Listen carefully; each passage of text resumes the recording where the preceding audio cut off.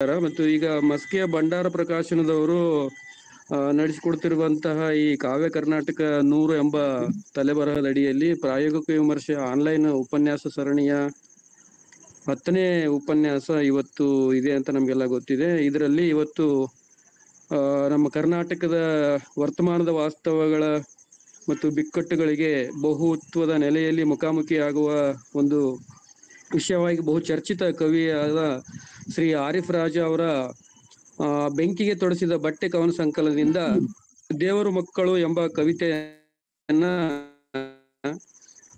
ಹೊಸಗನ್ನಡ ಕಾವ್ಯ 30ರ ವಿಭಾಗದಲ್ಲಿ ಈ ಪ್ರಾಯೋಗಿಕ ವಿಮರ್ಶೆಗೆ ನಿಗದಿಪಡಿಸಿಕೊಳ್ಳಲಾಗಿದೆ. ಈ ದಿನದ ವಿಮರ್ಶಕರು ಶ್ರೀ ವೆಂಕಟಗಿರಿ ದಳವಾಯಿ ಸರ್ ಅವರು ಅಂತ ಈಗಾಗಲೇ ನಮ್ಗೆಲ್ಲ ತಿಳಿದು ಬಂದಿದೆ. ಸೊ ಅಧಿಕೃತವಾಗಿ ಅವರಿಗೆ ಈ ಕಾರ್ಯಕ್ರಮದ ವತಿಯಿಂದ ಎಲ್ಲರ ವತಿಯಿಂದ ತುಂಬ ಹೃದಯದ ಸ್ವಾಗತವನ್ನ ಬಯಸ್ತಾ ಇದ್ದೀನಿ ನಾನು.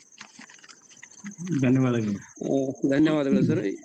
ಹಾಗೇನೆ ಈ ಕಾರ್ಯಕ್ರಮದ ಸಂಚಾಲಕರಾದ ನಮ್ಮ ಆತ್ಮೀಯರು ಹಿರಿಯರಾದ ಶ್ರೀ ಬಸವರಾಜ್ ಕೋಡುಗುಂಟಿ ಅವರಿಗೂ, ಸಂಯೋಜಕರಾದ ಬಾಬುರಾಯ ದೊರೆ ಮತ್ತು ಮಧು ಬಿರಾದರ್ ಅವರಿಗೂ, ಹಾಗೂ ಈ ಕಾರ್ಯಕ್ರಮದಲ್ಲಿ ಈಗಾಗಲೇ ಜಾಯಿನ್ ಆಗಿರುವಂತಹ ಎಲ್ಲ ಸಾಹಿತ್ಯ ಆಸಕ್ತರಿಗೂ ತುಂಬು ಹೃದಯದ ಸ್ವಾಗತಗಳು. ಈಗ ಸಂಕ್ಷಿಪ್ತವಾಗಿ ಶ್ರೀಯುತರಾದ ಡಾಕ್ಟರ್ ವೆಂಕಟಗಿರಿ ದಳವಾಯಿ ಸರ್ ಅವರ ಬಗ್ಗೆ ಕಿರುಪರಿಚಯವನ್ನ ಮಾಡಿಕೊಡ್ಲಿದ್ದೇನೆ. ಸರ್ ಅವರು ಪ್ರಸ್ತುತ ಹಂಪಿಯ ಕನ್ನಡ ವಿಶ್ವವಿದ್ಯಾಲಯದಲ್ಲಿ ಕನ್ನಡ ವಿಭಾಗದಲ್ಲಿ ಪ್ರಾಧ್ಯಾಪಕರಾಗಿ ಕೆಲಸ ಮಾಡುತ್ತಿದ್ದಾರೆ. ಮುಖ್ಯವಾಗಿ ಇವರ ಆಸಕ್ತಿ ರಂಗಭೂಮಿ ಮತ್ತು ವಿಮರ್ಶೆ ಎಂಬುದು ನಮಗೆ ತಿಳಿದು ಬಂದಿರುವಂಥದ್ದು. ಇವರು ಕಪ್ಪು ವ್ಯಾಕರಣ, ಇಂದು ಹೇಳಲೇಬಾರದು, ನಾನು ನೀನು ಆನು, ಅಪ್ರಮಾಣ, ಮೇಲೊಂದು ಗರುಡ ಹೀಗೆ ಮುಂತಾದ ಸೃಜನಶೀಲ ಕೃತಿಗಳನ್ನ ರಚಿಸಿರುವುದು ನಮಗೆ ತಿಳಿದಿರುವಂತ ವಿಷಯ. ಇದ್ರ ಜೊತೆಗೆ ಅನೇಕ ಸಂಪಾದಿತ ಕೃತಿಗಳನ್ನು ಹಾಗೂ ಹಲವಾರು ಲೇಖನಗಳನ್ನ ಇವರು ರಚಿಸಿದ್ದಾರೆ. ಹಾಗೆ ರಾಷ್ಟ್ರೀಯ ಅಂತಾರಾಷ್ಟ್ರೀಯ ಮಟ್ಟದಲ್ಲಿ ಹಲವಾರು ಈ ಒಂದು ಕಾರ್ಯಕ್ರಮದಲ್ಲಿ ತಮ್ಮ ವಿಷಯಗಳನ್ನ ಮಂಡಿಸಿದ್ದಾರೆ ಅನ್ನೋದು ನಮಗೆ ತಿಳಿದು ಬಂದಿದೆ. ಇವರ ಸಾಹಿತ್ಯ ಸೇವೆಯನ್ನ ಗಮನಿಸಿ ಸರ್ ಅವರಿಗೆ ಕರ್ನಾಟಕ ಸಾಹಿತ್ಯ ಅಕಾಡೆಮಿ ವತಿಯಿಂದ ಯುವಕವಿ ಪ್ರಶಸ್ತಿ, ಹಾಗೆ BM ಶ್ರೀ ಕಾವ್ಯ ಪ್ರಶಸ್ತಿ, ನರಹಳ್ಳಿ ಪ್ರಶಸ್ತಿ ಮತ್ತು ನಮ್ಮ ಗುಲ್ಬರ್ಗ ವಿಶ್ವವಿದ್ಯಾಲಯದಿಂದ ಯುವ ಜನೋತ್ಸವ ಪ್ರಶಸ್ತಿಗಳು ಸಹಿತ ಅರಸಿ ಬಂದಿವೆ ಅನ್ನೋದು ನಮ್ಗೆ ತಿಳಿದಿರುವಂತಹ ವಿಷಯ ಮತ್ತು ಬಹಳ ಸಂತೋಷದ ಸಂಗತಿ.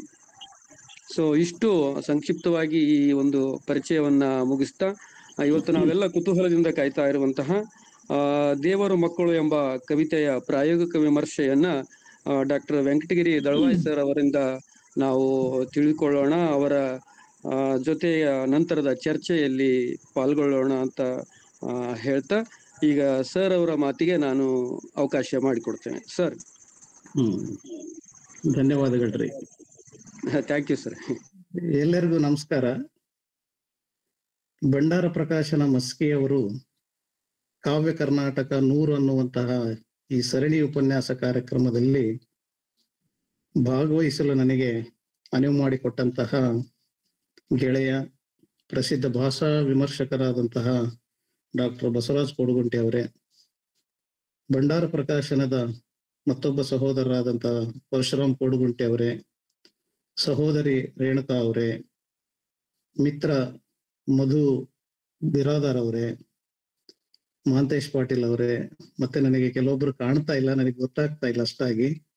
ಇದರಲ್ಲಿ ಭಾಗವಹಿಸಿದಂತಹ ಎಲ್ಲ ಹಿರಿಯ ವಿಮರ್ಶಕರೇ, ವಿದ್ಯಾರ್ಥಿ ಮಿತ್ರರೇ ಹಾಗೂ ಸ್ನೇಹಿತರೆ, ನಿಮ್ಮೆಲ್ಲರಿಗೂ ಕೂಡ ನಮಸ್ಕಾರ. ಓದು ನನಗೆ ಎಷ್ಟು ಇಷ್ಟನೋ ಅಷ್ಟು ಮಾತು ಮತ್ತು ಬರಹ ನನಗೆ ಸ್ವಲ್ಪ ಆಸಕ್ತಿದಾಯಕವಾದಂಥದ್ದಲ್ಲ. ಆದರೂ ಕೂಡ ಕೋಡುಗುಂಟೆ ಅವರ ಒಂದು ವಿಶ್ವಾಸ, ಒಂದು ಪ್ರೀತಿ ನನ್ನನ್ನು ಮತ್ತೆ ಮತ್ತೆ ಮಾತನಾಡಿಸ್ತಾ ಇರುವಂಥದ್ದು. ಈ ದೃಷ್ಟಿಯಿಂದ ನಾನು ಈ ವೆಬಿನಾರ್ ಅನ್ನ ಇದರಲ್ಲಿ ಭಾಗವಹಿಸೋದಕ್ಕೆ ತುಂಬಾ ನನಗೆ ಸಂತೋಷ ಅನಿಸ್ತಾ ಇದೆ.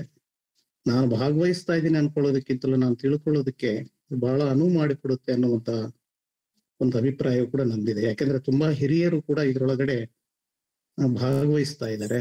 ಅವ್ರ ಮಾತುಗಳನ್ನ ಕೇಳೋದೇ ನಮ್ಮಂತ ಕಿರಿಯರಿಗೆ ಒಂದು ವಿಮರ್ಶಾ ಮಾದರಿಗಳು ಅಂತೇಳಿ ನಾನು ಭಾವಿಸಿದಂಥವನು. ಈ ಉಪನ್ಯಾಸವನ್ನು ನಾನು 2 ಭಾಗಗಳಲ್ಲಿ ವಿಂಗಡಿಸಿಕೊಂಡಿದ್ದೇನೆ.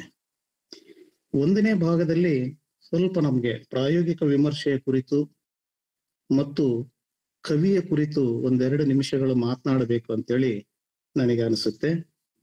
ಎರಡನೇ ಭಾಗದಲ್ಲಿ ನಾನು ಪದ್ಯವನ್ನ ವಿಶ್ಲೇಷಣೆ ಮಾಡುವಂತ ಪ್ರಯತ್ನವನ್ನ ಮಾಡ್ತಾ ಇದ್ದೀನಿ.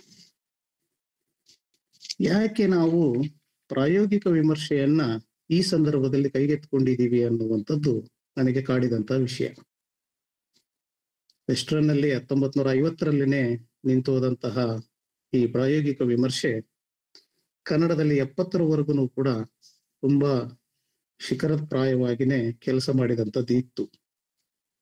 ಆದ್ರೆ ಪುನಃ ಈಗ ಕೋಡುಗುಂಟೆ ಮೂಲಕ ಕನ್ನಡಕ್ಕೆ ಪುನಶ್ಚೇತನಗೊಂಡು ಬರ್ತಾ ಇರುವಂಥದ್ದು ಮತ್ತು ಅದರ ಹಿಂದಿರುವಂತಹ ಸಾಹಿತ್ಯಿಕ ಮತ್ತು ಸಾಂಸ್ಕೃತಿಕ ಒತ್ತಡಗಳ ಕುರಿತು ಕೂಡ ನಾವು ಈ ವೆಬಿನಾರ್ ಮೂಲಕ ತಿಳ್ಕೊಳ್ಬಹುದು ಅಂತೇಳಿ ನಾನು ಭಾವಿಸ್ತಾ ಇದ್ದೀನಿ.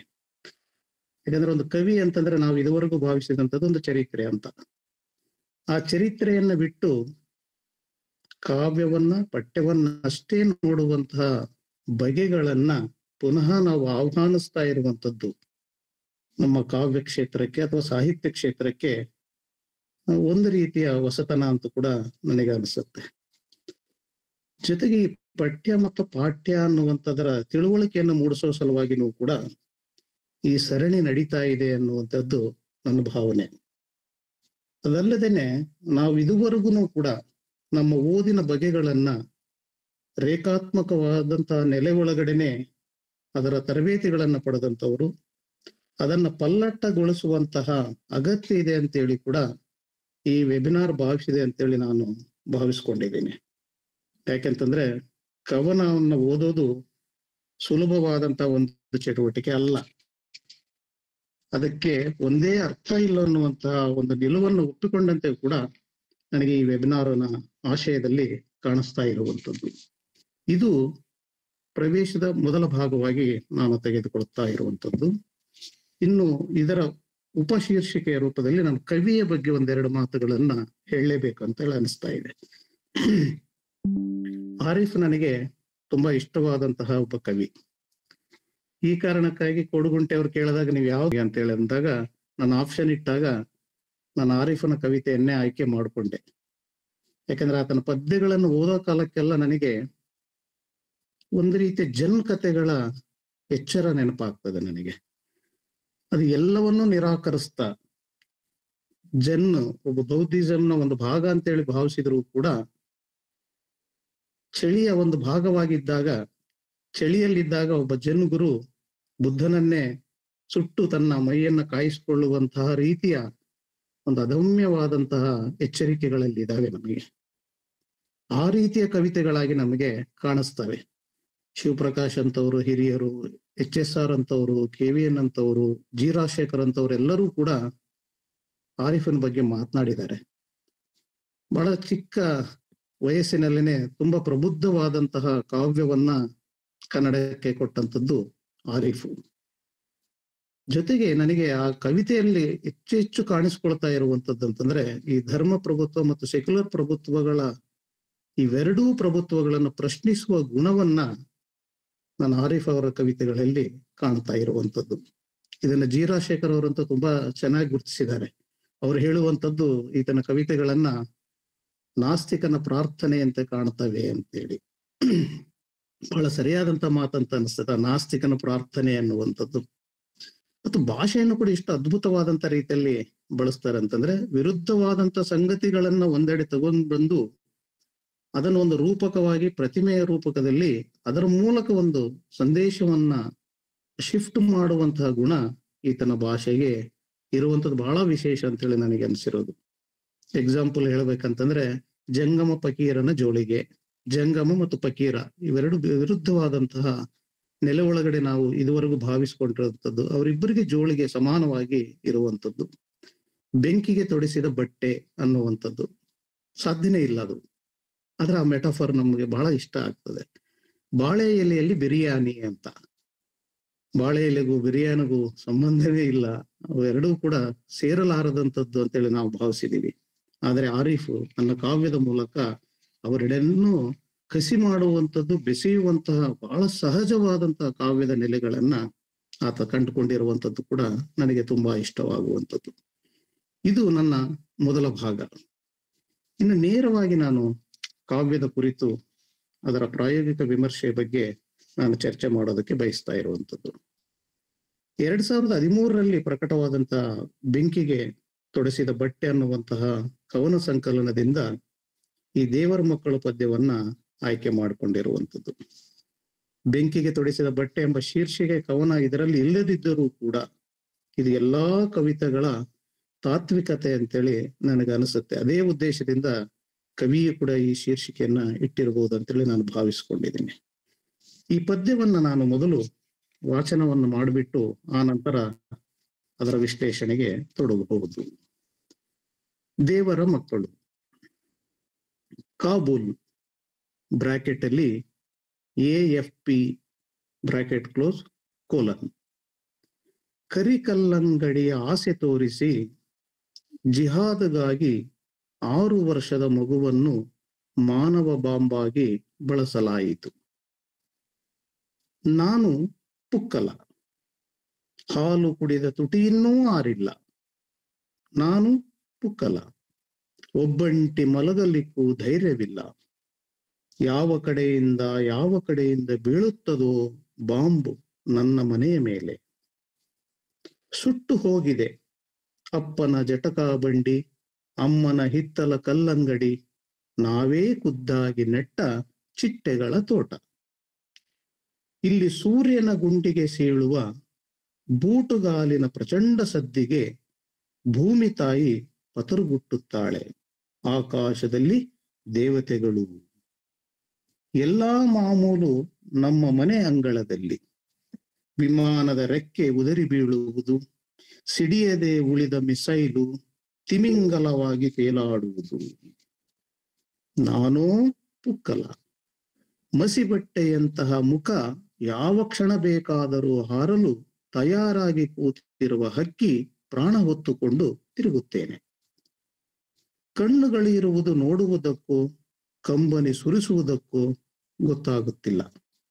ಬೆಂಕಿ ಇದೆ ಇಲ್ಲಿ ದೇವರ ಮಕ್ಕಳಿಗೆ, ನೆತ್ತರು ತೋಯದ ಅಂಗೈಯಗಲ ಜಾಗವಿಲ್ಲ ಒಲೆ ಉರಿಸಲು.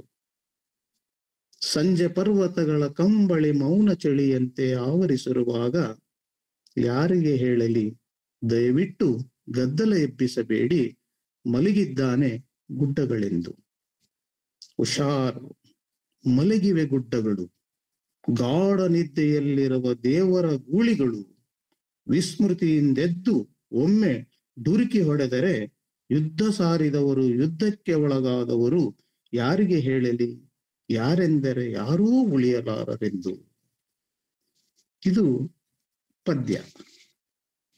ಈ ಪದ್ಯದ ಬೇರೆ ಬೇರೆ ಅಂಶಗಳನ್ನ ನಾವು ನೋಡುವುದು, ನನ್ನ ಅದರ ಹಿಂದಿನ ಆಶಯಗಳನ್ನ ಅದನ್ನ ಯಾವುದನ್ನು ಕೂಡ ನಾನು ತೆಗೆದುಕೊಳ್ಳಕ್ಕೆ ಹೋಗ್ತಾ ಇಲ್ಲ. ಯಾಕಂದ್ರೆ ಪ್ರಾಯೋಗಿಕ ವಿಮರ್ಶೆಯ ಗುಣನೇ ಅದಲ್ಲ ಅಂತ. ಅದರ ಲಕ್ಷಣವೇ ಕೂಡ ಪಠ್ಯ ಮಾತ್ರ ಕೇಂದ್ರಿತವಾಗಿರೋದ್ರಿಂದ ಅದರ ಆಶಯಗಳಿಗೆ ನಾನು ಹೋಗ್ತಾ ಇಲ್ಲ. ಆದ್ರೆ ಪದ್ಯದ ವಿಶ್ಲೇಷಣೆಗೆ ನಾನು ತೊಡಗ್ತಾ ಇದ್ದೀನಿ. ಅಂದ್ರೆ ಸಮಕಾಲೀನ ಆಶಯಗಳಿಗೆ ನಾನು ಹೋಗ್ತಾ ಇಲ್ಲ. ಈ ಕವಿತೆ ಶುರುವಾಗೋದೇ ನೀವು ಗಮನಿಸಬಹುದು, ಕೆಲವೊಬ್ಬರಿಗೆ ಅದು ಸ್ಕ್ರಿಪ್ಟ್ ಹಾಕಿ ಅದರೊಳಗಡೆ ಪ್ರಾರಂಭದಲ್ಲೇ ಬರುವಂತದ್ದು ಕಾಬೂಲ್ ಬ್ರಾಕೆಟ್ ಅಲ್ಲಿ AFP ಕೋಲನ್ ಹಾಕಿ ಕರಿಕಲ್ಲಂಗಡಿಯ ಆಸೆ ತೋರಿಸಿ ಜಿಹಾದಿಗಾಗಿ 6 ವರ್ಷದ ಮಗುವನ್ನು ಮಾನವ ಬಾಂಬಾಗಿ ಬಳಸಲಾಯಿತು. ಇದು ಹೇಗೆ ಶುರುವಾಗುತ್ತೆ ಈ ಪದ್ಯದ ಅಂತಂದ್ರೆ, ಪತ್ರಿಕೆಗಳಲ್ಲಿ ಒಂದು ವರದಿ ಬರುತ್ತಲ್ವಾ, ಆ ರೀತಿಯಾಗಿ ಶುರುವಾಗುತ್ತೆ. ಹೊಸಪೇಟೆ ಅದರೊಳಗಡೆ ಒಂದು ಬ್ರಾಕೆಟ್ ಅಲ್ಲಿ ಪ್ರಜಾವಾಣಿ ಇದಂತೇಳಿ ಹಾಕ್ತಾರಲ್ವ, PTA ಅಂತೇಳಿ ಹೇಗೆ ಹಾಕ್ತಾರಲ್ವ, ಹಾಗೆ ಇದನ್ನ ಒಂದು ವರದಿ ರೂಪದಲ್ಲಿ ಅಂದ್ರೆ ಗದ್ಯ ರೂಪದಲ್ಲಿ ಇದು ಆರಂಭಿಸ್ತದೆ. ಅದಕ್ಕಾಗಿ ಇದು ನನಗೆ ಅನಿಸೋದು ಪದ್ಯದ ಆರಂಭ ಅಂತಲ್ಲಿ ಇದು ಗದ್ಯದ ಆರಂಭ ಅಂತೇಳಿ ನನಗೆ ಅನಿಸ್ತಾ ಇದೆ. ಅಂದ್ರೆ ಒಂದು ವಸ್ತುವನ್ನ ನಿರೂಪಿಸೋದಕ್ಕೆ ಕವಿ ಬಳಸ್ತಾ ಇರುವಂತದ್ದು ಗದ್ಯವನ್ನೇ ಅಂತೇಳಿ ನನಗೆ ಅನಿಸುತ್ತೆ. ಆದ್ರೆ ಇದು ಶುರುವಾಗೋದು ಕೂಡ ಇನ್ನೊಂದು ನೋಡಿ ಇಲ್ಲಿ ಗಮನಿಸಿ ಅಂತಂದ್ರೆ, ಈ ಪದ್ಯ ಮೊದಲು ಶುರುವಾಗೋದು ಪರಿಣಾಮದಿಂದ ಶುರುವಾಗ್ತದೆ ಅಂತ. ಈಗ ಆಲ್ರೆಡಿ 6 ವರ್ಷದ ಮಗುವನ್ನ ಮಾನವ ಬಾಂಬಾಗಿ ಬಳಸಿಕೊಳ್ಳಲಾಗಿದೆ.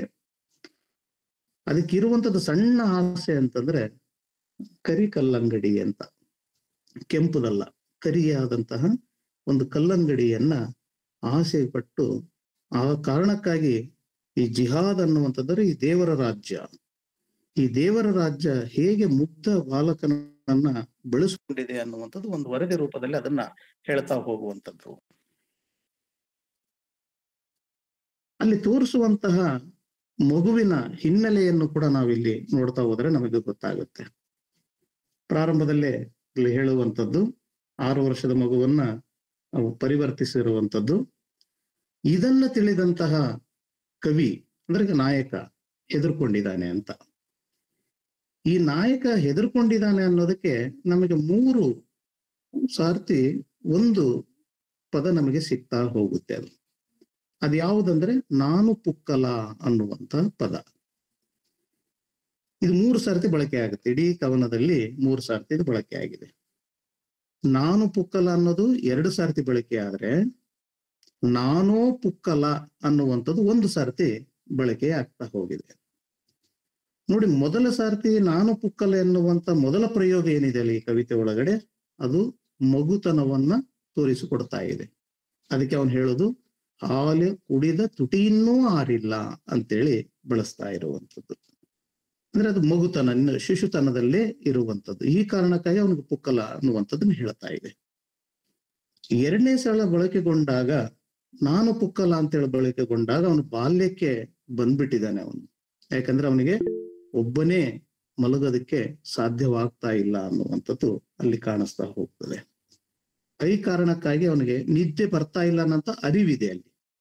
ಮಗುವಿಗಿರಲ್ಲ, ಆದ್ರೆ ಸ್ವಲ್ಪ ಅದಕ್ಕಿಂತ ದಾಟಿದ ನಂತರ ಅವನಿಗೆ ಒಂದು ಪ್ರಜ್ಞೆ ಹುಟ್ಟುತ್ತಾ ಇದೆ, ನನಗೆ ನಿದ್ದೆ ಬರ್ತಾ ಇಲ್ಲ ಅನ್ನುವಂಥದ್ದಿದೆ.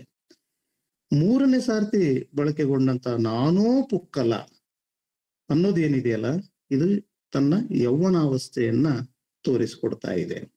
ಅಲ್ಲಿ ಅವನಿಗೆ ಬಹಳ ಖಚಿತವಾಗ್ತಾ ಇರೋದು, ಈ ದೇವರ ಮಕ್ಕಳು ಯಾರೂ ಕೂಡ ಉಳಿಯಲ್ಲ ಅನ್ನುವಂಥದ್ದು. ಮತ್ತೆ ಇಲ್ಲಿರುವಂತ ಎಲ್ಲವುಗಳು ಕೂಡ ನಾಶವಾಗ್ತಾ ಇದ್ದಾವೆ ಅನ್ನುವಂಥದ್ದನ್ನ ಅಲ್ಲಿ ಹೇಳ್ಬಿಡ್ತಾ ಇರುವಂಥದ್ದು. ಯಾಕೆ ಯಾರೂ ಉಳಿಯಲ್ಲ ಅನ್ನೋದಕ್ಕೆ ಕಾರಣಗಳನ್ನ ಮುಂದಿನ ಸ್ಟ್ಯಾಂಜಸ್ ನಮಗೆ ಕೊಡ್ತಾ ಹೋಗ್ತದೆ. ಅದು ಕಾರಣಗಳು ಹೇಳ್ತದೆ. ಬಾಂಬ್ ಮನೆಯ ಮೇಲೆ ಬೀಳಲಿವೆ, ಅಪ್ಪ ಅಮ್ಮನ ವೃತ್ತಿ ಆಧಾರಿತವಾದಂತ ಬದುಕು ನಾಶವಾಗಿ ಹೋಗ್ಬಿಟ್ಟಿದೆ, ಮತ್ತೆ ಇವರೆಲ್ಲರೂ ಬಹಳ ಪ್ರೀತಿಯಿಂದ ಬೆಳೆಸಿದಂತ ಚಿಟ್ಟೆಗಳ ತೋಟವೂ ಕೂಡ ಈ ದೇವರ ರಾಜ್ಯದಲ್ಲಿ ನಾಶವಾಗಿ ಹೋಗ್ತಾ ಇದೆ ಅನ್ನುವಂಥದ್ದು. ಇದಕ್ಕೆ ಕಾರಣಗಳನ್ನು ಕೂಡ ಮುಂದಿನ ಸಾಲಿನಲ್ಲಿ ಈ ಪದ್ಯ ಕೊಡ್ತಾ ಹೋಗ್ತದೆ. ಇದಕ್ಕೆಲ್ಲ ಕಾರಣ ಏನಂತಂದ್ರೆ ಬೂಟುಗಾಲುಗಳು ಅನ್ನುವಂಥದ್ದನ್ನ ಹೇಳುತ್ತದೆ. ಈ ಬೂಟುಗಾಲು ಹೇಗಿದೆ ಅಂದ್ರೆ ಪ್ರಚಂಡವಾದಂತ ಸದ್ದು. ಇದು ಚಪ್ಪಲಿಗಳಲ್ಲ, ಬೂಟುಗಾಲುಗಳಿವು. ಅಂದ್ರೆ ನಮಗ್ ಗೊತ್ತಿದೆ ಬೂಟುಗಾಲು ಯಾವುದಕ್ಕೆ ನಾವು ಇದುವರೆಗೂ ಸಂಕೇತವಾಗಿ ಬಳಸಿದೀವಿ ಅಂದ್ರೆ ಬ್ರಿಟಿಷರಿಗೆ ಅಂತ ಬಳಸಿದೀವಿ, ಮತ್ತೆ ಸರ್ವಾಧಿಕಾರತ್ವಕ್ಕೆ ನಾವು ಬೂಟುಗಾಲು ಅನ್ನುವಂಥದ್ದನ್ನ ನಾವು ಬಳಸಿದೀವಿ, ಪ್ರಭುತ್ವಕ್ಕೆ ನಾವು ಬೂಟುಗಾಲು ಅಂತೇಳಿ ನಾವು ಬಳಸ್ತಾ ಬಂದಿದ್ದೀವಿ. ಅಂದ್ರೆ ಒಂದು ರೀತಿಯ ಸೈನ್ಯದೊಂದಿಗೆ, ಸ್ಟೇಟ್ ಜೊತೆಗೆ ಗುರುತಿಸಿಕೊಂಡಂಥದ್ದೆಲ್ಲವನ್ನು ಕೂಡ ನಮ್ಮ ಸಾಹಿತ್ಯದೊಳಗಡೆ ಒಂದು ಮೆಟಾಫರಿಕಲ್ ಆದಂತ ರೀತಿಯಲ್ಲಿ ಬೂಟುಗಾಲು ಅನ್ನುವಂಥದ್ದನ್ನ ನಾವು ಬಳಸಿದೀವಿ ಅನ್ನುವಂಥದ್ದು. ಈ ಬೂಟುಗಾಲು ಏನನ್ನ ಹೊಂದಿದೆ ಅನ್ನುವಂಥದ್ದು ಕೂಡ ಪದ್ಯ ಬಹಳ ಅದ್ಭುತವಾಗಿ ಹೇಳುತ್ತದೆ. ಅದು ವಿಮಾನವನ್ನು ಹೊಂದಿದೆ, ಮಿಸೈಲ್ಗಳನ್ನು ಹೊಂದಿದೆ, ಮತ್ತೆ ಎಷ್ಟು ದೊಡ್ಡದಾದಂತ ಅರಾಜಕತೆಯನ್ನ, ಹಿಂಸೆಯನ್ನ ಸೃಷ್ಟಿ ಮಾಡಿಬಿಟ್ಟಿದೆ ಅಂತಂದ್ರೆ ಅಲ್ಲಿ ಒಲೆ ಹಚ್ಚಿಕೊಳ್ಳೋದಕ್ಕೆ ಜಾಗವೂ ಕೂಡ ಇಲ್ಲದ ಹಾಗೆ ಅಲ್ಲಿ ಬೆಳೆದು ಬಿಟ್ಟಿದೆ ಅನ್ನುವಂಥದ್ದು. ಅಂಗೈ ಅಗಲದ ಜಾಗವೂ ಕೂಡ ಇಲ್ಲ ಅಲ್ಲಿ. ಅಷ್ಟ್ರ ಮಟ್ಟಿಗೆ ಇಡೀ ಆ ಭೂಮಿ, ಆ ಕಾಬೂಲ್ ಏನಿದೆಯಲ್ಲ, ಅದು ರಕ್ತಸಿಕ್ತವಾಗಿರುವಂತಹ ಅಂಶವನ್ನ ಅಲ್ಲಿ ಹೇಳ್ತಾ ಹೋಗುವಂಥದ್ದು. ಈ ದೇವರನ್ನ ಮತ್ತು ಆತನ ಮಕ್ಕಳನ್ನ ಮತ್ತು ಆತನೇ ಸೃಷ್ಟಿಸಿದಂತಹ ಚಿಟ್ಟೆಗಳನ್ನು ಕೂಡ ಬಿಡ್ತಾ ಇಲ್ಲ ಈ ದೇವರ ಗೂಳಿಗಳು ಅನ್ನುವಂಥದ್ದನ್ನು ಬಹಳ ಸ್ಪಷ್ಟವಾದಂತ ರೀತಿಯಲ್ಲಿ ಈ ಒಂದು ಕವಿತೆ ನಮಗೆ ಹೇಳುತ್ತೆ. ಆದ್ರೆ ಇವೆಲ್ಲನೂ ನೋಡೋದಕ್ಕೆ ಕಣ್ಣುಗಳಿದಾವೆ ನಿಜ, ಆದ್ರೆ ಆ ಕಣ್ಣು ಯಾವುದಕ್ಕಾಗಿ ಇತ್ತು, ಯಾವುದಕ್ಕಾಗಿ ಇರಬೇಕಾಗಿತ್ತು, ಆದ್ರೆ ಅದನ್ನ ನಾವೀಗ ಬಳಸ್ಕೊಳ್ತಾ ಇರೋದು ಯಾವುದಕ್ಕೆ ಅನ್ನುವಂತ ಒಂದು ಅಪಾರವಾದಂತ ನೋವು ಕೂಡ ಅಲ್ಲಿ ಇರುವಂತದನ್ನ ನಾವು ಕಾಣ್ತಾ ಹೋಗ್ತಾ ಇದೀವಿ ಅನ್ನೋದು. ಅಂದ್ರೆ ಈ ಕಣ್ಣೀರು ಅನ್ನುವಂಥದ್ದಕ್ಕೆ ಮೀಸಲಾಗಿರುವಂತಹ ಈ ಕಣ್ಣುಗಳು, ಆದ್ರೆ ಅದನ್ನ ನೋಡೋದಕ್ಕಂತೇಳಿ ಇದ್ದಂತಹ ಕಣ್ಣುಗಳು. ಆದ್ರೆ ಈ ದೇವರ ರಾಜ್ಯದಲ್ಲಿ ಜಿಹಾದಿನ ಒಂದು ಹಿಂಸಾವಾದಂತಹ ಪ್ರವೃತ್ತಿ ಒಳಗಡೆ ಆ ಕಣ್ಣುಗಳು ಯಾವ ರೀತಿಯ ಕೆಲಸವನ್ನು ಮಾಡ್ತಾ ಇದ್ವು ಅಂದ್ರೆ ಅದನ್ನ ನೋಡ್ತಾ ಇಲ್ಲ. ಕಣ್ಣೀರನ್ನ ಸುರಿಸೋದಕ್ಕೆ ಅದನ್ನ ನಾವು ಬಳಸ್ತಾ ಇದೀವಿ. ಆದ್ರೆ ಅದು ಸಹಜತೆ ಅಲ್ಲ, ಕಣ್ಣಿನ ಸಹಜ ಗುಣವಾದಂಥದ್ದು ನೋಡುವುದು ಅದರ ಸಹಜ ಗುಣ, ಆದ್ರೆ ಅಳುವಂಥದ್ದು ಅದರ ಸಹಜ ಗುಣವಾದಂಥದ್ದು ಅಲ್ವೇ ಅಲ್ಲ. ಅದನ್ನ ಈ ದೇವರ ಮಕ್ಕಳು ಫೀಲ್ ಮಾಡ್ತಾ ಇದ್ದಾರೆ, ಅದನ್ನ ಅನುಭವಿಸ್ತಾ ಇದ್ದಾರೆ ಅನ್ನುವಂಥದ್ದನ್ನ ಹೇಳುವಂಥದ್ದು. ಕೊನೆಗೆ ಅದು ಹೇಳುವಂಥದ್ದು ಏನಂದ್ರೆ, ಯಾರಿಗೆ ಹೇಳೋದು ಇದನ್ನ ಮತ್ತೆ ಹೇಗೆ ಹೇಳೋದು ಇದನ್ನ? ಯಾಕೆಂದ್ರೆ ಇದು ದೇವರ ರಾಜ್ಯ ಅಂತ. ಅಲ್ಲಿ ತಂದೆ ತಾಯಿಗಳಿಗೆ, ಮಕ್ಕಳಿಗೆ, ಚಿಟ್ಟೆಗಳಿಗೆ, ಗುಡ್ಡಗಳಿಗೆ ಯಾವುದಕ್ಕೂ ಜಾಗವಿಲ್ಲದ ಹಾಗೆ ಇದು ನಡೆದು ಹೋಗ್ಬಿಡ್ತಾ ಇದೆ ಅನ್ನುವಂಥದ್ದು. ದೇವರ ಹೆಸರ ಮೇಲೆ ಇವೆಲ್ಲವೂ ಸುರಕ್ಷಿತವಾಗಿದ್ದಂತ ಒಂದು ಕಾಲಘಟ್ಟ ಇತ್ತು. ಆದ್ರೆ ಈಗ ಇಲ್ಲ. ಅದೆಲ್ಲವೂ ಕೂಡ ಬೂಟಿಗಾಲಿನ ಸದ್ದುಗಳಿಗೆ ತರಗುಟ್ತಾ ಇದೆ, ಅದು ಅಂತ ನಡುಗ್ತಾ ಇದೆ ಅನ್ನುವಂಥದ್ದನ್ನ ಹೇಳ್ತಾ ಹೋಗುವಂಥದ್ದು. ಇದನ್ನ ಸರಿಪಡಿಸಲು ಇಲ್ಲಿ ಕಥಾನಾಯಕನಿಗೆ ಸಾಧ್ಯವಾಗ್ತಾ ಇಲ್ಲ. ಯಾಕಂದ್ರೆ ಆತ ಪದೇ ಪದೇ ಹೇಳುವಂತ ಆ 3 ಪದಗಳೇನಿದಾವಲ್ಲ, ಪುಕ್ಕಲ ಪುಕ್ಕಲ ನಾನೂ ಪುಕ್ಕಲ ಅನ್ನುವಂತಹ ಒಂದು ಇದೆಯಲ್ಲ, ಅಂದ್ರೆ ಈ ವ್ಯವಸ್ಥೆಯ ಜೊತೆ ಅವನಿಗೆ ಯಾವುದೇ ರೀತಿಯಾದಂತ ಮುಖಾಮುಖಿ ಆಗುವಂತದಕ್ಕೆ ಅಸ್ತ್ರಗಳೇ ಇಲ್ಲ. ಯಾಕಂದ್ರೆ ಇವನಿರುವಂಥದ್ದು ಎಲ್ಲಿ? ಕಲ್ಲಂಗಡಿಯ ತೋಟದಲ್ಲಿ ಇದ್ದಾನೆ, ಜಟಕಾ ಬಂಡಿ ಹತ್ರ ಇದ್ದಾನೆ, ಚಿಟ್ಟೆಗಳ ತೋಟದಲ್ಲಿ ಇದ್ದಾನೆ. ಇವನು ಸುತ್ತಮುತ್ತಲೂ ಇರುವಂಥದ್ದು ಯಾವುದೂ ಶಸ್ತ್ರಾಸ್ತ್ರಗಳಲ್ಲ.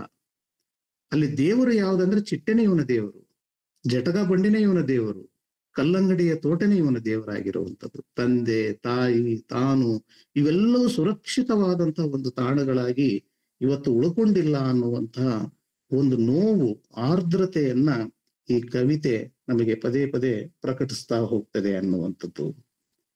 ಒಂದು ನನಗೆ ನೆನಪಾಗ್ತಿರೋದೊಂದು ಮ್ಯಾಥ್ಯೂ ಅರ್ನಾಲ್ಡ್ನ ಒಂದು ಥಿಯರಿ ಇದೆ, ಟಚ್ ಸ್ಟೋನ್ ಥಿಯರಿ ಅನ್ನುವಂಥದ್ದು ಒಂದಿದೆ. ಅವನು ಕಲ್ಚರ್ ವಿಷಯದಲ್ಲಿ ಬಂದಾಗ ಸಾಹಿತ್ಯದ ಕಲೆಗೆ ಸಂಬಂಧಪಟ್ಟಂಥದ್ದು ಈ ಪ್ರಮೇಯವನ್ನ ಅವನು ಬಳಸ್ತಾನೆ, ಟಚ್ ಸ್ಟೋನ್ ಥಿಯರಿ ಅನ್ನುವಂಥದ್ದು.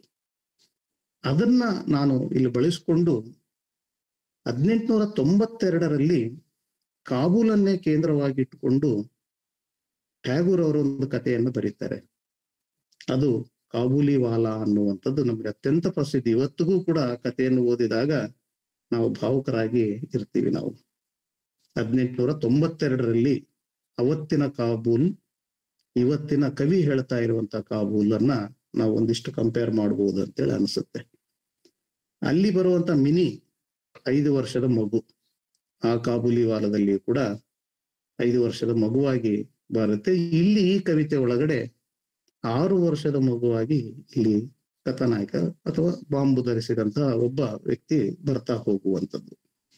ನೋಡಿ, ಆ ಕಾಬೂಲಿ ವಾಲ ಏನ್ ಮಾಡ್ತಾ ಇದ್ದಾನೆ, ಅವನು ಎಲ್ಲಿಂದ ಅಫ್ಘಾನಿಸ್ತಾನದಿಂದ ಕಾಬೂಲ್ನಿಂದ ಕಲ್ಕತ್ತಾಕ್ಕೆ ಬಂದು ನಡ್ಕೊಂಡು ಬಂದು ಇಲ್ಲಿ ಅದ ಬದುಕನ್ನ ಕಟ್ಟಿಕೊಂಡು ಮೀನಿ ಜೊತೆ ಅವನ ಸಂಬಂಧವನ್ನು ಬೆಳೆಸೋದಂದ್ರೆ ದಿನನಿತ್ಯ ಬಂದು ಅವನು ಮಾರುವಂತಹ ಡ್ರೈ ಫ್ರೂಟ್ಸ್ ಅನ್ನ ಅವನ್ನೆಲ್ಲವನ್ನು ಕೂಡ ಆಕೆ ಕೊಡುವಂಥದ್ದು, ಆಕೆಯ ನವಿರಾದಂತಹ ಪ್ರೀತಿಯ ಮಾತುಗಳನ್ನ ಕೇಳಿಸ್ಕೊಳ್ಳುವಂಥದ್ದು, ಮತ್ತೆ ತನ್ನ ವ್ಯಾಪಾರಕ್ಕೆ ಹೋಗುವಂಥದ್ದು.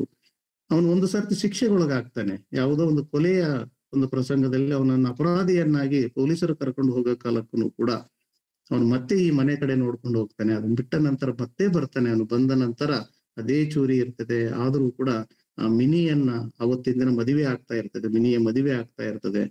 ಅವತ್ತಿನ ದಿನ ಮತ್ತೆ ಬಂದಿದ್ದಾನಲ್ಲ ಏನು ಕೊಲೆಗಡಕ ಅಂತ ಹೇಳಿ ಅವರ ತಂದೆ ತಾಯಿಗಳು ಅನ್ಕೊಂಡಾಗನು ಕೂಡ ಅವನು ತನ್ನ ಒಂದು ಜೇಬಿನಿಂದ ಒಂದು ಕಾಗದವನ್ನ ತೆಗೆದು ತೋರಿಸ್ತಾನೆ.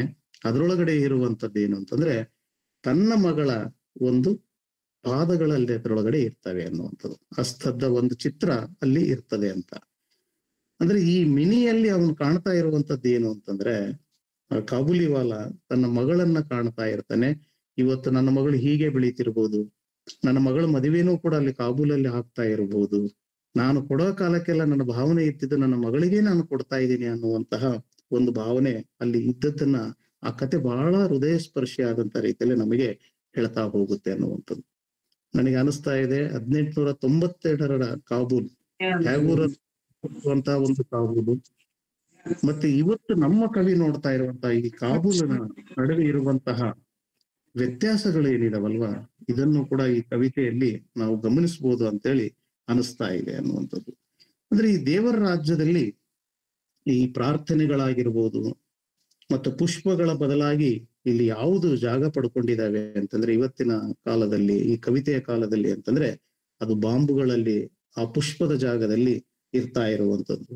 ಇದರಿಂದ ಏನಾಗಿದೆ ಅಂದ್ರೆ ಯಾವುದು ಜಿಹಾದ್ ಇದೆಯಲ್ಲ ಅದು ದೇವರನ್ನೂ ಕೂಡ ಸುರಕ್ಷಿತವಾಗಿ ಇಡ್ತಾ ಇಲ್ಲ ಅನ್ನುವಂತ ಬಹಳ ದೊಡ್ಡ ಮೆಸೇಜ್ ಅನ್ನ ಈ ಕವಿತೆ ನಮಗೆ ಕೊಡ್ತಾ ಹೋಗುತ್ತೆ ಅನ್ನುವಂಥದ್ದು. ಅಂತಿಮವಾಗಿ ನಮಗೆ ಮತ್ತೆ ಕಾಡುವಂಥದ್ದು ಏನಾದ್ರೆ, ಹಾಗಾದ್ರೆ ಮತ್ತೆ ಈ ದೇವರು, ಈ ದೇವರ ಮಕ್ಕಳು ಇವರೆಲ್ಲ ನಾಶ ಹೊಂದುತ್ತಾ ಇರುವಂತದ್ದು, ಈವನ್ ಜಿಹಾದು ಕೂಡ ನಾಶ ಹೊಂದುತ್ತದೆ ಅನ್ನುವಂತಹ ಕೊನೆಯ ಒಂದು ಪ್ರಬಂಧ ಧ್ವನಿ ಕೂಡ ಈ ಕವಿತೆ ಒಳಗಡೆ ನಮಗೆ ಕಾಣಿಸ್ತದೆ. ಅಂದ್ರೆ ಯಾವುದು ಉಳಿಯಲ್ಲ ಅಂತೇಳಿ ನಾನು ಹೇಗೆ ಹೇಳೋದು ಅನ್ನುವಂತಹ ಒಂದು ಅಸಹಾಯಕತೆ ಇದೆ, ನೋವಿದೆ, ಮತ್ತೆ ಅದಕ್ಕೆ ಆ ಧ್ವನಿ ಕೇಳಿಸಿಕೊಳ್ಳೋರು ಯಾರೂ ಇಲ್ಲ ಅನ್ನುವಂತ ಒಂದು ಪ್ರಶ್ನೆಗಳು ಇದ್ದಾವೆ. ಇವೆಲ್ಲವುಗಳ ಮಧ್ಯೆ ಈ ಕವಿತೆ ಮುಕ್ತಾಯವಾಗುವಂಥದ್ದು. ಆದ್ರೂ ನಮಗೆ ಅನಿಸೋದು ಕೊನೆಗೆ ಒಂದು ಪ್ರಶ್ನೆ ಹೇಳುವಂಥದ್ದು ಏನಂದ್ರೆ, ದೇವರು ಇದ್ದಾನೆ ಅನ್ನುವಂತಹ, ಇದ್ದಾನ ಅನ್ನುವಂತಹ ಒಂದು ಪ್ರಶ್ನೆಯನ್ನ ಸಹಜವಾದಂತಹ ರೀತಿಯಲ್ಲಿ ಈ ಕವಿತೆ ನಮ್ಮ ಮುಂದೆ ಇಡ್ತಾ ಹೋಗ್ತದೆ ಅನ್ನುವಂಥದ್ದು. ಕವಿ ಇಲ್ಲಿ ಹೇಳ್ತಾ ಇರುವಂತ ಒಂದು ಕಾಲಘಟ್ಟದಲ್ಲಿ ಆಗ್ತಾ ಇರುವಂತ ಬದಲಾವಣೆಗಳನ್ನ, ಆ ಬದಲಾವಣೆಗೆ ಕಾರಣಗಳನ್ನ ಮತ್ತೆ ಅದರ ಪರಿಣಾಮಗಳನ್ನು ಕೂಡ ಒಟ್ಟೊಟ್ಟಿಗೆ ತೆಗೆದುಕೊಂಡು ತುಂಬಾ ಹೃದಯ ಪೂರ್ವಕವಾದಂತಹ, ಅಂದ್ರೆ ಹೃದಯ ಸ್ಪರ್ಶಿಯಾದಂತಹ ಒಂದು ಭಾಷೆ ಒಳಗಡೆ ಮತ್ತು ವಾಸ್ತವತೆಯನ್ನ ಕಟ್ಟಿಕೊಡುವಂತಹ, ಅಂದ್ರೆ ಈ ಕವಿ ಇಲ್ಲಿ ಮೂಕನಾಗಿಲ್ಲ. ಅದನ್ನ ನಾನು ಪ್ರಾರಂಭದಲ್ಲೇ ಹೇಳಿದೆ, ಅದು ಸೆಕ್ಯುಲರಿಸಂನ ಒಂದು ಪ್ರಭುತ್ವ ಆಗಿರ್ಬೋದು, ಧರ್ಮದ ಪ್ರಭುತ್ವ ಆಗಿರ್ಬೋದು, ಇವೆರಡರನ್ನು ತುಂಬಾ ಕ್ರಿಟಿಕ್ ಆದಂತಹ ನೆಲೆ ಒಳಗಡೆನೆ ಕಾವ್ಯವನ್ನ ಚರ್ಚೆ ಮಾಡುವಂತಹ ದೊಡ್ಡ ಸಾಮರ್ಥ್ಯವನ್ನ ಪಡ್ಕೊಂಡಂಥದ್ದು ಈ ಕಾವ್ಯ ಅನಿಸ್ತದೆ ಮತ್ತು ಕವಿ ಅಂತೇಳಿ ನನಗೆ ಅನಿಸ್ತಾ ಹೋಗ್ತದೆ ಅನ್ನುವಂಥದ್ದು.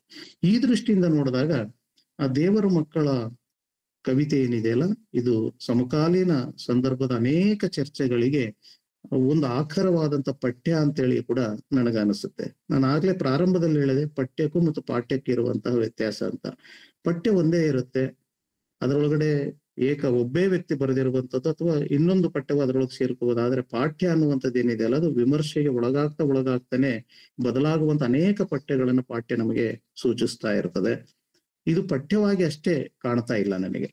ಈ ಕವಿತೆಯನ್ನು ಓದಿದಾಗ ನನಗೆ ಬರೀ ಪಠ್ಯ ಕಾಣ್ತಾ ಇಲ್ಲ, ಇದರೊಳಗಡೆ ಪಾಠ್ಯವೂ ಕೂಡ ಇರುವಂಥದ್ದು. ಅನೇಕ ಅರ್ಥಗಳನ್ನ ರಿಚರ್ಡ್ಸ್ ಹೇಳೋದು ಅದನ್ನೇ, ಸುಲಭವಾಗಿ ಸಹಜವಾಗಿ ಒಂದು ಕವಿತೆಯನ್ನ ನಾವು ಅರ್ಥ ಮಾಡ್ಕೊಳಕ್ ಆಗಲ್ಲ ಅಂತೇಳಿ ಯಾವ ದೃಷ್ಟಿಯಿಂದ ಹೇಳ್ತಾನೆ ಅಂದ್ರೆ, ಒಂದೇ ಪದ್ಯವನ್ನು ಹಲವಾರು ನೆಲೆಗಳಲ್ಲಿ ನಾವು ಚರ್ಚೆ ಮಾಡಬಹುದಂತ ಸಾಧ್ಯತೆಗಳು ಇದಾವೆ ಅನ್ನುವಂಥದ್ದು. ಆ ಸಾಧ್ಯತೆಗಳನ್ನ ಮುಕ್ತವಾಗಿ ಇಟ್ಟುಕೊಂಡಂತಹ ಒಂದು ಕವಿತೆಯಾಗಿ ನನಗೆ ದೇವರ ಮಕ್ಕಳು ಅನ್ನುವಂತಹ ಕವಿತೆ ಕಾಣಿಸ್ತಾ ಇದೆ ಅನ್ನುವಂಥದ್ದು.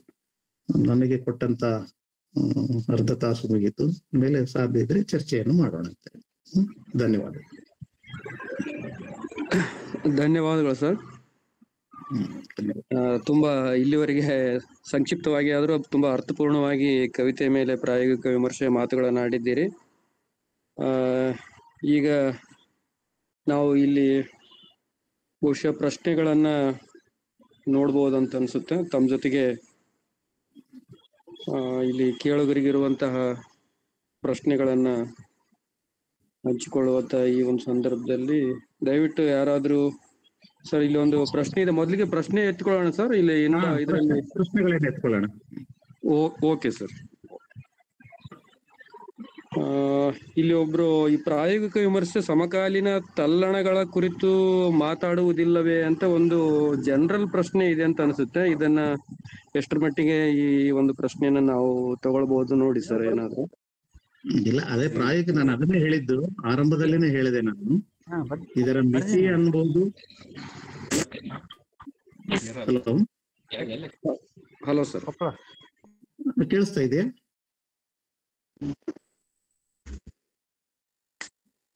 ಹಲೋ, ಮತ್ತೆ ಇದು ಪ್ರಯೋಗಗೊಳ್ತಿರೋದಕ್ಕೆ ಇರುವಂತಹ ಕಾರಣಗಳೇನನ್ನುವಂಥದ್ದನ್ನೇ ನಾನು ಪ್ರಶ್ನೆ ಮಾಡಿದ್ದಂಥದ್ದು. ಅಂದ್ರೆ ಯಾವ ಕಾಲಘಟ್ಟದಲ್ಲಿ ಪ್ರಾಯೋಗಿಕ ವಿಮರ್ಶೆ ನಮ್ಮೊಳಗಡೆ ಬಂತು ಅನ್ನುವಂಥದ್ದನ್ನ ನೋಡ್ಕೊಂಡಾಗ ಎಲ್ಲೆಲ್ಲಿ ನಮಗೆ ಆತಂಕಗಳಿದ್ವು, ಬಹಳ ಮುಕ್ತವಾದಂತ ರೀತಿಯಲ್ಲಿ ಸಾಹಿತ್ಯದ ಚರ್ಚೆಗಳನ್ನ ಮಾಡೋಕೆ ಸಾಧ್ಯವಾಗದೆ ಹೋದಾಗ ನಾವು ಒಂದು ರೀತಿ ಮೆಟಾಫರಿಕಲ್ ಆಗಿ ಮಾತನಾಡ್ತಾ ಹೋಗ್ತೀವಿ ನಾವು. ಬಹುಶಃ ನನಗೆ ಅನಿಸ್ತಾ ಇದೆ ಕಾವ್ಯ ಮತ್ತೆ ಸಂಕೀರ್ಣದ ನೆಲೆಗೆ ಹೋಗ್ತಾ ಇದೆ. ಅಷ್ಟು ಮುಕ್ತವಾದಂತಹ ರೀತಿಯಲ್ಲಿ ನಾವು ಚರ್ಚೆ ಮಾಡ್ಕೊಳ್ಳುವಂತಹ ಸಂದರ್ಭದಲ್ಲಿ ಇಲ್ಲ. ಈ ಕಾರಣಕ್ಕಾಗಿನೇ ಮತ್ತೆ ನಾವು ಪ್ರಾಯೋಗಿಕ ವಿಮರ್ಶೆಗೆ ಮೊರೆ ಹೋದ್ವೇನು ಅಂತೇಳಿ ನನಗೆ ಅನಿಸುತ್ತೆ. ಹಿಂಗಾಗಿ ಸಮಕಾಲೀನ ಪ್ರಶ್ನೆಗಳು ಇದಾವೆ ಇದರಿಂದ. ನಾನು ಅದಕ್ಕೆ ಅದನ್ನು ಜಾಸ್ತಿ ತಗೊಳ್ಳಿಲ್ಲ. ಜಿಹಾದ್ ಅಂತಂದ್ರೆ ಏನು ಅಂತೇಳಿ ತಗೊಳ್ಳಿಲ್ಲ. ಮತ್ತೆ ಇದುವರೆಗಿನ ಆರಿಫ್ ಅವರ ಕವಿತೆಗಳ ಹಿಂದೆ ಇರುವಂತದ್ದು ಆಶಯಗಳಿದಾವಲ್ಲ, ತಾತ್ವಿಕತೆ ಇಲ್ಲ, ಅದನ್ನು ಕೂಡ ನಾನು ಯಾಕೆ ತಗೊಳಕ್ ಹೋಗ್ಲಿಲ್ಲ ಅಂದ್ರೆ ಪಠ್ಯ ಕೇಂದ್ರಿತವಾದಂತಹ ಉದ್ದೇಶನೇ ಆಶಯವೇ ಈ ವೆಬಿನಾರ್ದು ಇರೋದ್ರಿಂದ ನಾನು ನೇರವಾಗಿ ಇದರ ಸಾಲುಗಳನ್ನು ಇಟ್ಕೊಂಡೆ ನಾನು ಮಾತನಾಡಿದಂಥದ್ದಿದೆ. ತರಬಾರ್ದಂತೇನು ಇಲ್ಲ. ಅದಕ್ಕೆ ಹೇಳಿದಲ್ಲ ನನ್ನ ಪಾಠ್ಯ ಅದು. ಓದುಗರು ಎಷ್ಟಾದ್ರೂ ಈ ಪಠ್ಯಗಳನ್ನು ಪುನರ್ರಚನೆ ಮಾಡಿಕೊಳ್ಳುವಂತಹ ಸ್ವಾತಂತ್ರ್ಯ ಅವ್ರಿಗೆ ಇದ್ದೇ ಇರ್ತದೆ.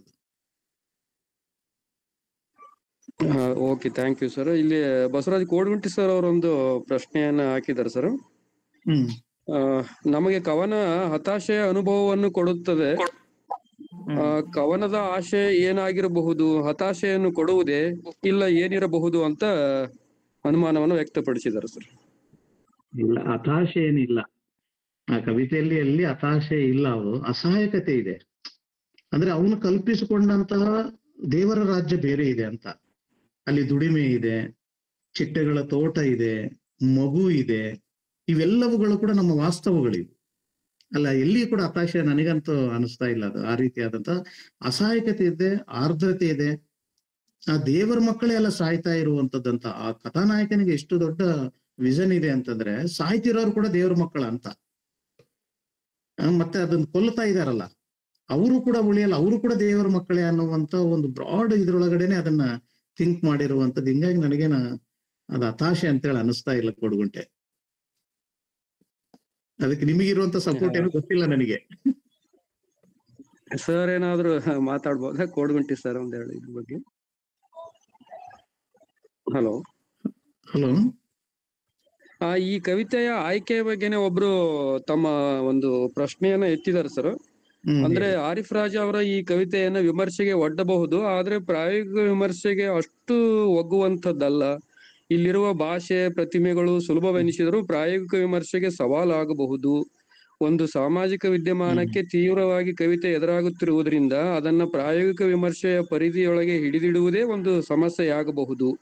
ಬೇರೆ ಸುಮಾರು ಕವಿತೆಗಳಿವೆ, ಅವನ್ನ ಆರಿಸಿಕೊಳ್ಳಬಹುದಿತ್ತು ಅಂತ ಈ ಬಹುಶಃ ಈ ಕವಿತೆಯ ಆಯ್ಕೆ ಬಗ್ಗೆನೇ ಅವ್ರ ಪ್ರಶ್ನೆ ಇದ್ದಂಗಿದೆ ಸರ್. ಈ ಬಗ್ಗೆ ಏನಾದ್ರು? ನಾನು ಕವಿ ಆಯ್ಕೆ ನಾನ್ ಮಾಡ್ಕೊಂಡಿದ್ದೀನಿ, ಆದ್ರೆ ಈ ಪದ್ಯವನ್ನ ಆಯ್ಕೆ ಮಾಡಿರುವಂತದ್ದು ಕೋಡ್ಗುಂಟೆ ಅವರು.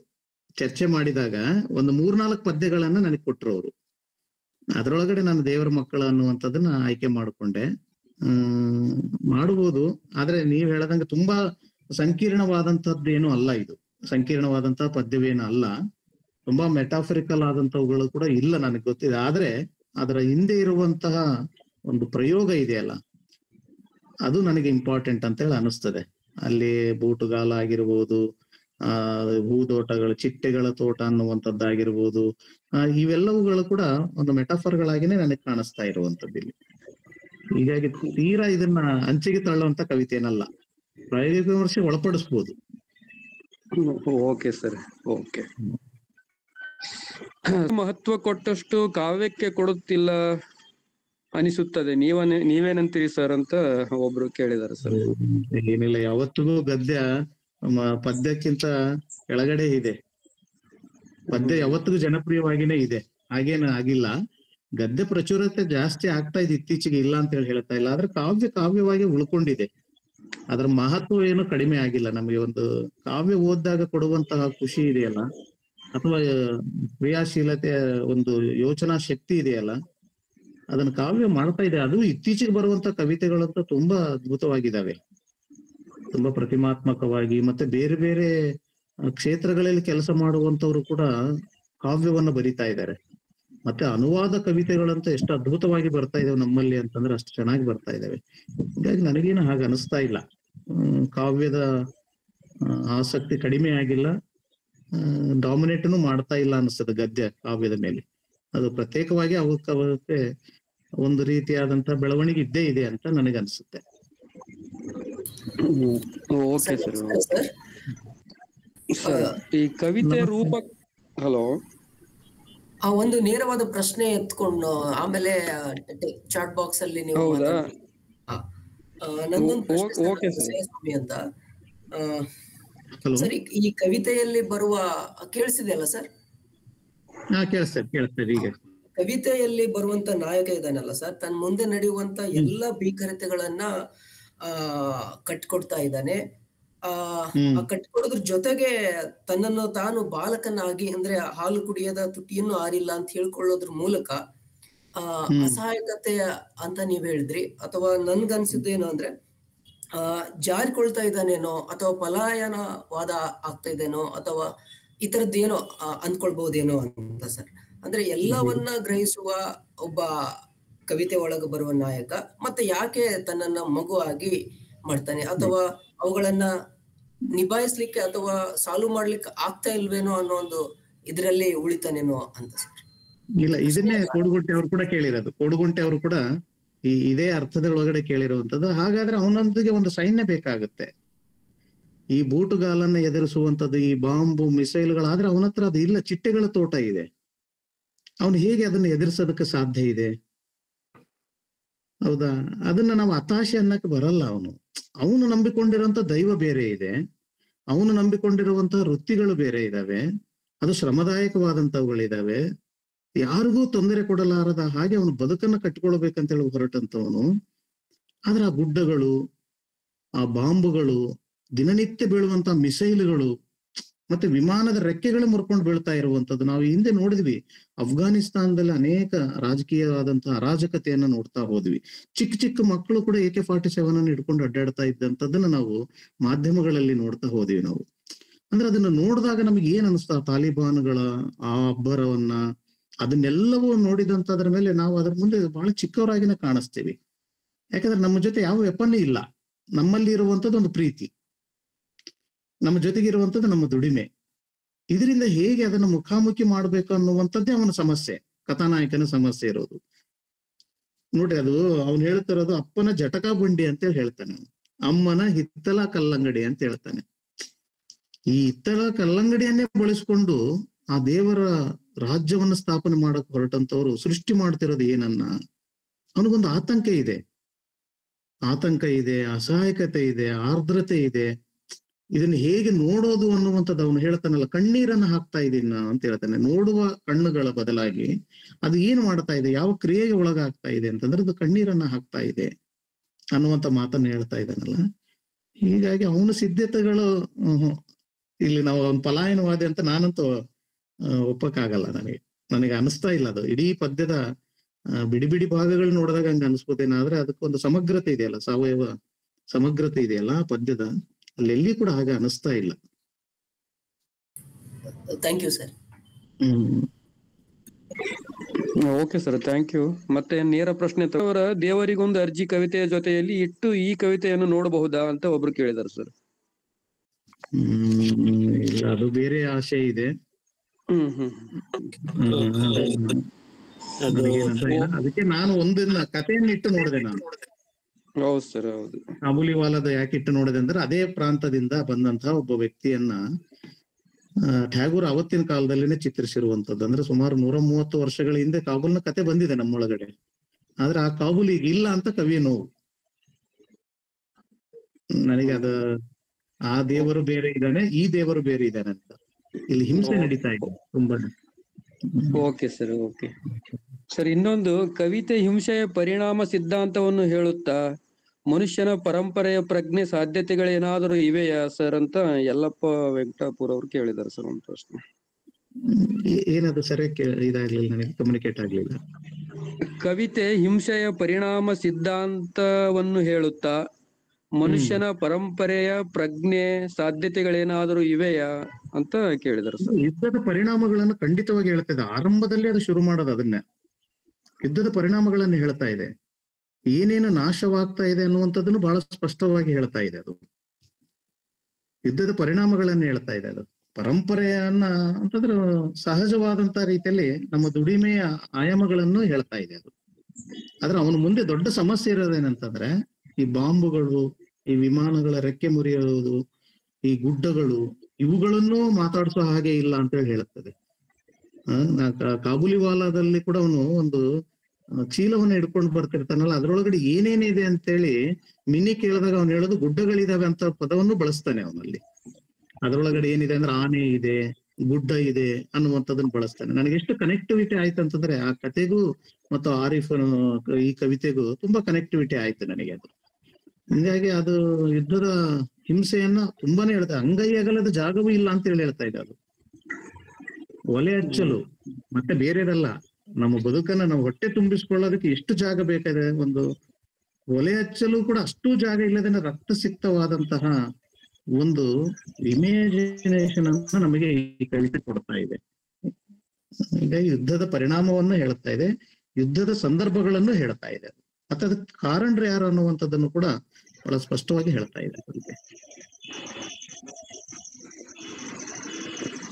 Okay sir, okay sir. ಇಲ್ಲಿ ಬಸವರಾಜ್ ಕೋಡ್ಗುಂಟಿ ಸರ್ ಇನ್ನೊಂದು ಅಭಿಪ್ರಾಯವನ್ನು ವ್ಯಕ್ತಪಡಿಸಿದ್ದಾರೆ ಸರ್. ಇಲ್ಲಿ ಹೇಳಿ. ಸೂರ್ಯನ ಗುಂಡಿಗೆಯನ್ನು ಸೀಳುವ ದನಿ ಎನ್ನುವುದು ಅಸಾಧ್ಯ ಕಲ್ಪನೆ.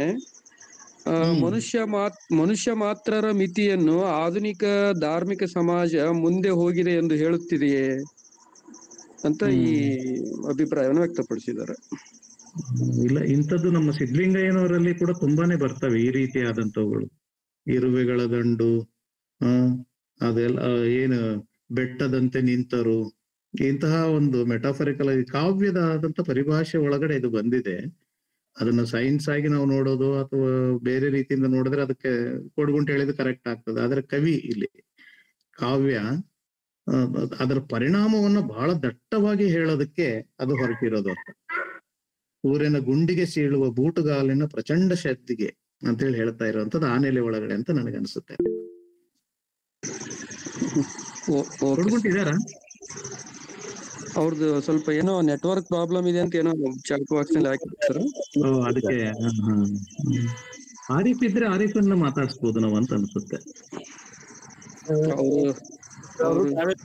ಜರ್ನಲ್ ಇದಾರಂತ ಸರ್, ಅದಕ್ಕೆ. ಹೌದಾ ಸರ್, ಇಲ್ಲಿ ವೆಂಕಟೇಶ್ ಪಾಟೀಲ್ ಅನ್ನೋರು ಒಂದು ಪ್ರಶ್ನೆ ಇದೆ ಸರ್. ಹೇಳಿ. ಮನುಷ್ಯ ಸಂವೇದನೆಯ ಬಗ್ಗೆ ಈ ಕವಿತೆ ಎಷ್ಟು ವಿಧದಲ್ಲಿ ಮಾತಾಡುವುದು? ಇಲ್ಲಿ ಮಗು ನಿರೂಪಕನ ಸೈದ್ಧಾಂತಿಕ ಬದ್ಧತೆ ಯಾವ ಮಟ್ಟದ್ದು ಸರ್ ಅಂತ ಕೇಳಿದ್ದಾರೆ. ಸೈದ್ಧಾಂತಿಕ ಮಟ್ಟ ಅದು ಇದು ಅನ್ನುವಂಥದ್ದೇನಿಲ್ಲ. ಆ ಮಗು ಬೆಳೀತಾ ಇದೆ, ಮಗುವಾಗಿ ಉಳ್ಕೊಂಡಿಲ್ಲ.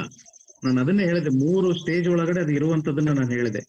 ಮೊದಲದು ಹಾಲು ಕುಡಿದ ತುಟಿ ಇನ್ನೂ ಆರಿಲ್ಲ ಅನ್ನುವಂಥದ್ದು ಒಂದು ಕಡೆ ಇರುವಂತದ್ದು, ಮತ್ತೆ ಒಬ್ಬಂಟಿಯಾಗಿ ಮಲಗಲಿಕ್ಕೆ ಧೈರ್ಯವಿಲ್ಲ ಅಂತ ಹೇಳಿ ಹೇಳ್ತಾ ಇರುವಂತದ್ದು, ಮುಂದೆ ಅಂತ ಅದು ಬಹಳ ಕ್ಲಿಯರ್ ಆದಂತ ರೀತಿಯಲ್ಲಿ ಹೇಳುವಂಥದ್ದು, ಅದು ಮಸಿ ಬಟ್ಟೆಯಂತ ಮುಖ, ಯಾವ ಕ್ಷಣ ಬೇಕಾದರೂ ಹಾರಲು ತಯಾರಾಗಿ ಕೂತಿರುವ ಹಕ್ಕಿ ಅಂತೇಳಿ ಹೇಳ್ತಾ ಇರುವಂತದ್ದು. 3 ಹಂತಗಳಲ್ಲಿ ಇಲ್ಲಿ ತನ್ನನ್ನು ತಾನು ಬಿಚ್ಕೊಳ್ತಾ ಹೋಗುತ್ತೆ ಈ ಕವಿತೆ. ಬರೀ ಮಗುತನದಲ್ಲಿ ಇಲ್ಲ, ಅದು ಆರಂಭದಲ್ಲಿ ಇದೆ. ಆಗಿನ ಭಯಕ್ಕೂ ಅವನು 3ನೇ ಹಂತದಲ್ಲಿ ಬಂದು ಕೂತಾಗ ಅವನಿಗೆ ಆಗುವಂತ ಭಯಕ್ಕೂ ತುಂಬಾ ವ್ಯತ್ಯಾಸಗಳು ಕಾಣಿಸ್ತದೆ ಈ ಕವಿತೆ ಒಳಗಡೆ.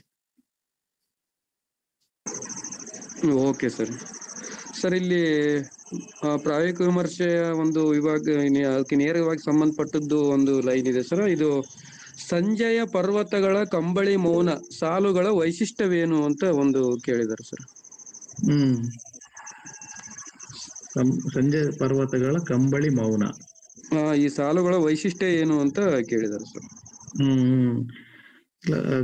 ಕವಿ ಮತ್ತು ಕಾವ್ಯ ಆ ಪರ್ವತಗಳನ್ನ ನೋಡುವಂತ ಒಂದು ದೃಷ್ಟಿಕೋನವನ್ನು, ಕಂಬಳಿಯ ಮೌನ ಅಂತ ಹೇಳಿದ ಮೌನ ಚಳಿಯಂತೆ ಆವರಿಸುವಾಗ ಅಂತೇಳಿ ಮತ್ತೆ ಮುಂದುವರಿತದ ಅದು. ಸಂಜೆ ಪರ್ವತಗಳ ಕಂಬಳಿ ಅಂದ್ರೆ ಹಾಸು ಒಕ್ಕಾಗಿ ಇರುವಂತದ್ದವು ಎಲ್ಲವುಗಳು ಕೂಡ. ಸಂಜೆ ಪರ್ವತಗಳು ಬೇರೆ ರೀತಿಯಾದಂತ ಕಾಣಿಸ್ತಾ ಇರ್ತದೆ ನಮಗೆ.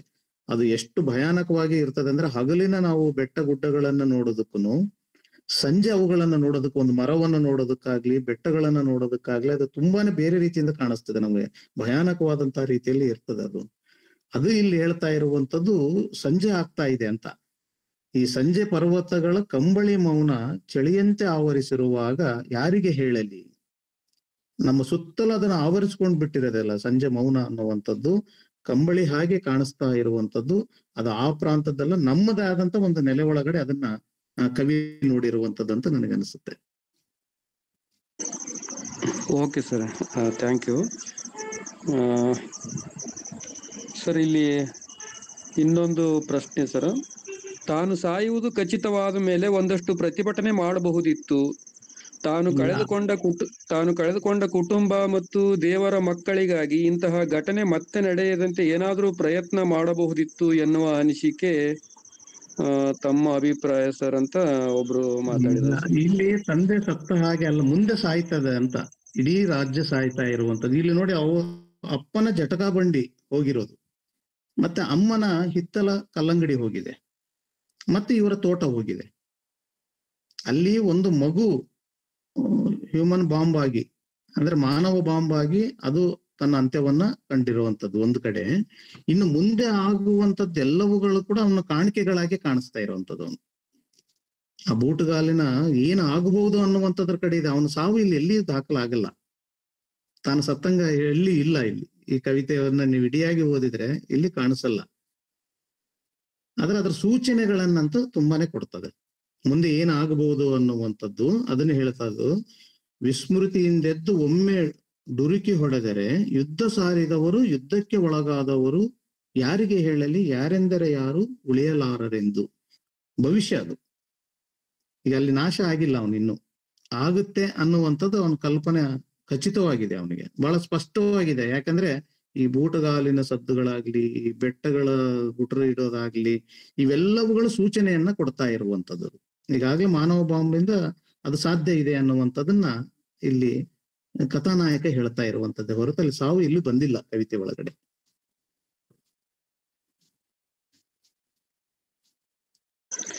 Okay sir, thank you. ಮತ್ತೆ ಯಾರು ನೇರವಾಗಿ ಪ್ರಶ್ನೆ ಯಾರಾದ್ರೂ ಕೇಳುವವರು ಇದ್ದಾರೆ ಸರ್? ಹೇಳಿ. ಸರಿ, ಈ ಕವಿತೆಯ ಕೊನೆ ಸಾಲುಗಳಲ್ಲಿ ಗುಡ್ಡಗಳು ಮತ್ತು ದೇವರ ಗೂಳಿಗಳು ಅಂತ ಈ ಪ್ರತಿಮೆಗಳೇನ್ ಬರ್ತಾವಲ್ಲ, ಸ್ವಲ್ಪ ಆ ಪ್ರತಿಮೆಯನ್ನ ಏನು ಪ್ರತಿನಿಧಿಸ್ತವೆ, ಅದ್ರದ್ದು ಏನು ಅಂತ ಸ್ವಲ್ಪ ವಿವರಣೆ ಕೊಟ್ಟಿದ್ರೆ ನನಗೆ ಚೆನ್ನಾಗಿ.